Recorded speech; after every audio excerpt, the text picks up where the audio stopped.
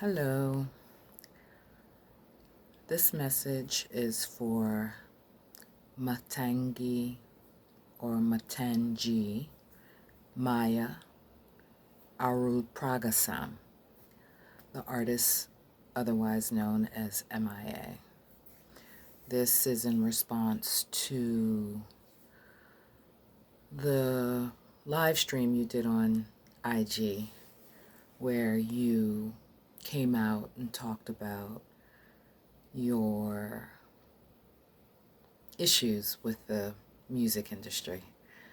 And I wanted to respond because I thought that there were some important points that you brought up, but some things that you need to think about, especially as a quote-unquote Christian woman, someone who has had an encounter with Jesus Christ, has been baptized, and is walking in the way. So I wanted to address your rant about the music industry, about how you were treated, and the awful things that happened to you while you were the artist known as M.I.A.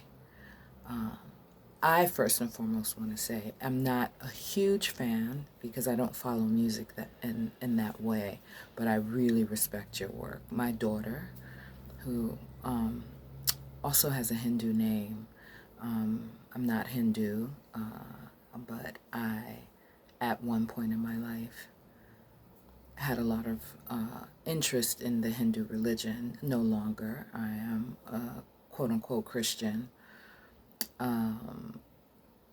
But she is the one who introduced me to you, and loved your music, loved your energy, loved everything that you brought with you. You came through like a storm, and you brought so many colors and vibrancy and intersectionality of cultures. And I loved seeing a brown, Sri Lankan woman just doing it, just so talented and multifaceted, and really bringing the music to the people and to the streets and making commentary.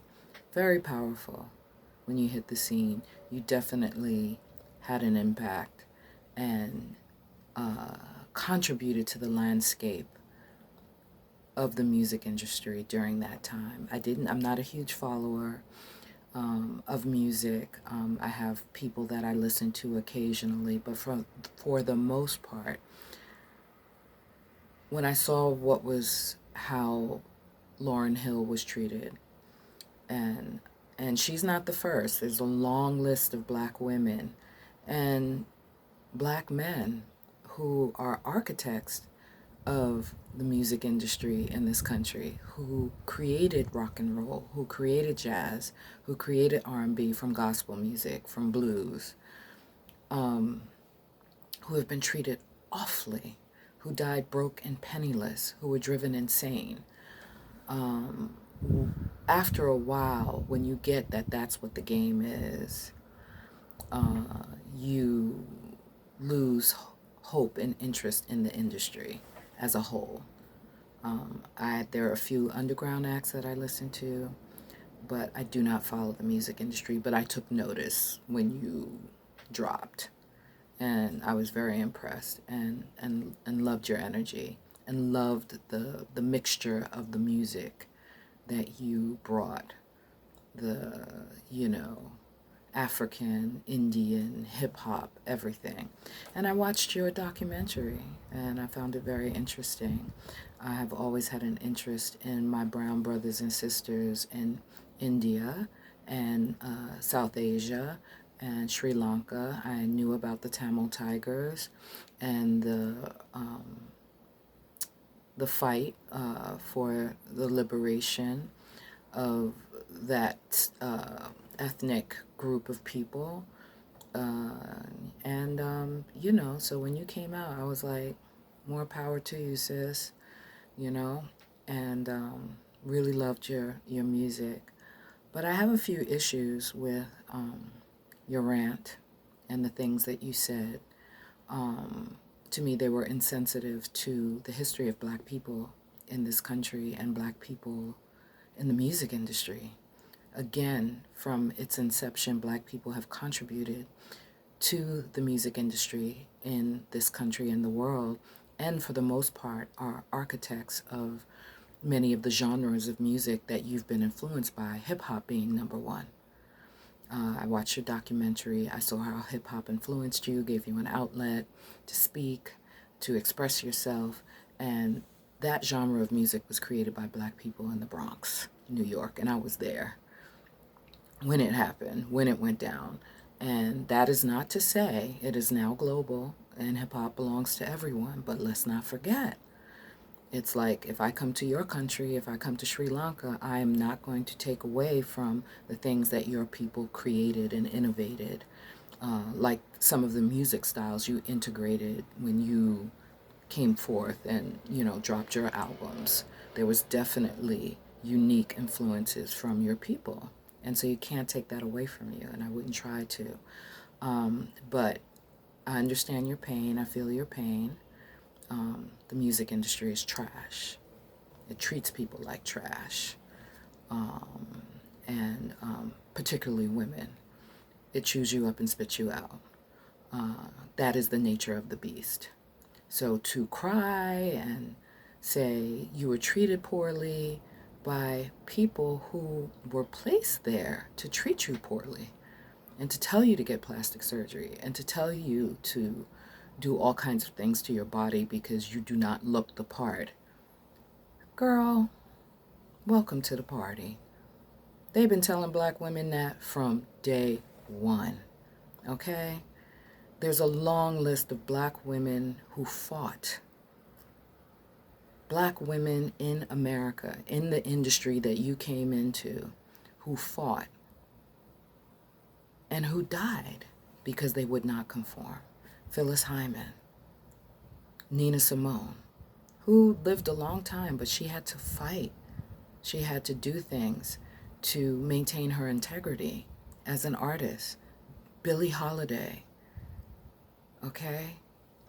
The list goes on, mama. You ain't the only one, okay?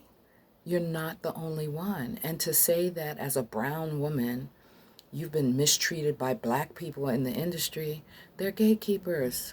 They were placed there to manage you, okay? So when you came in, you have to admit at the time, before you got saved and had your encounter with Jesus Christ, you wanted to be famous. And that's okay. A lot of people want to be famous. A lot of people want the limelight. A lot of people want the attention from the big wigs in the industry for their talent. There's a lot of talented people who, in a better world, would be celebrated and uplifted and, and to put Black people's name in your mouth as being against you, a brown woman, because of Jayz and Beyonce and the way you were treated in the industry by the few handlers that you came across who happened to be Black, that's not our fault. You came in and you did not know or understand that these people are playing chess, not checkers, and this is not a game. And it's been like this for eons, and you are not new, and you are not the only one, and nobody targeted you because you're a brown woman. As crazy as you may think Azealia Banks is, her complaints about colorism are real. I mean, I'm kind of glad they don't accept dark-skinned women in the music industry. If you're a dark-skinned woman, it's very difficult to get exposure, but it's real. So to discount her because you have beef with her, and to discount her complaints about colorism, or her bringing light or talking about colorism in the industry, and how anyone my color, no matter how talented in today's industry, is pretty much ignored, unless she's uber hypersexual. sexualized, and even then, not really. They're pushing a certain, there's something that we call a brown paper bag test. That's what they push in the music industry. And my thing is, you have to sell your soul, so why want to be a part of it? I understand there are people who are talented, but it's not worth it. So your rant was bothersome to me because you seem to feel like because you were a brown woman from Sri Lanka, that somehow black people took advantage of you in the industry. The black gatekeepers who were in the industry treated you poorly or took advantage of you, and that you're unique in that, and you are not. Do your history, learn your history about what black people have been through, who built the very industry that you came into, hip hop, jazz, blues, rock and roll, all of it. And there are countless nameless, faceless people who gave their blood, sweat, and tears to that industry who you'll never hear about. But let's talk about Prince, Michael Jackson, Whitney Houston. They're all dead in their 50s, in the prime of their lives. The most talented people you will ever see on the planet. Black people who are the lifeblood of this industry and the reason why the millions and millions and millions of copies of records are sold and people are made wealthy. So as a guest in this culture of ours, show a little bit more respect, mama. You came, I understand your pain, you're upset, you're angry, but guess what? Christian woman to Christian woman, you should count it as joy when people like that single you out and persecute you, because it means you do not belong in that industry. That means you do not belong there, which is why they treated you the way you did. They did. And what we are supposed to do is come out of her, my people. Come out of that world, come out of that industry, have no dealings with the unfruitful works of darkness. And pray for those people. That's what you're supposed to be doing. Not crying because the devil treated you the way the devil treats people and has been treating people forever. I'm sorry. It's coming off as arrogant, as egotistical, as crybaby-ish and whinish. Yeah, this is how they treat people, yo. And black people, like dark people who are melanated, it's even worse. But truthfully, it doesn't matter what color you are. Everybody gets handled. Everybody gets dealt with. And that's how the devil works. He makes everything enticing. So that's my message to you, with great love, great respect for you and your talent. But all you got to do is listen to Lauryn Hill. She's got videos on YouTube. Did you listen to her? You came in and you did your thing and you were stomping and you were on stage with Madonna, a known culture vulture. She's political for, image sake. I bet you when you did your middle finger, did she come to your defense? Did she help you? I mean, I don't know. She may have, but I'm just saying, you wanted to be around these people and have the approval and be in with these big people, but you didn't know the price of the ticket.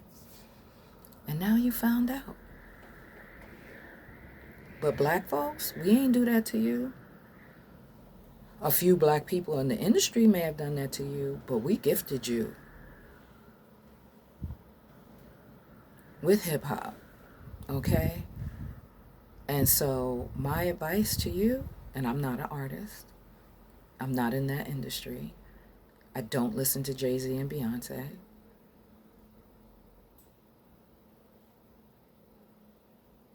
I don't listen to most mainstream music because most of it is trash.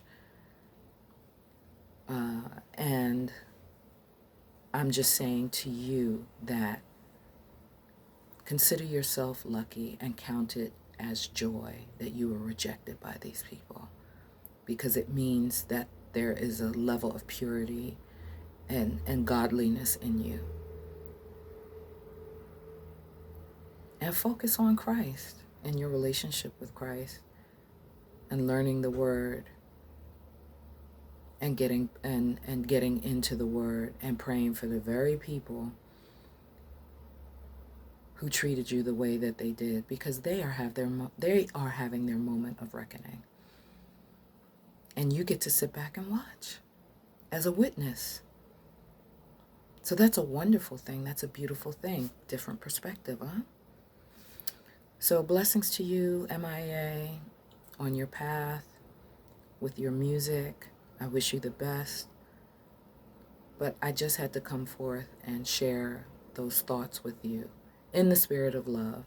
And if I spoke incorrectly on any particular thing, I stand corrected. But I did listen to your live, and I thought, I wonder if she's thought about it this way.